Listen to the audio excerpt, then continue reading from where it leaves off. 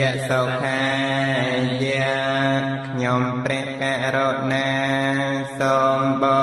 ជាចំពោះនៅព្រះពុទ្ធព្រះធម៌ព្រះសង្ឃជាម្ចាស់ដោយគ្រឿងសក្ការៈទាំងឡាយមានទាននិងធូបជាដើមនេះដើម្បីសេចក្តីចម្រើនដើម្បីជាប្រយោជន៍ដើម្បីសេចក្តីសង្ឃដល់អ្នកដ៏មានគុណទាំងឡាយមានមេត្តាហើយណាជាដើមផងដល់ខ្ញុំព្រះករុណាផងអ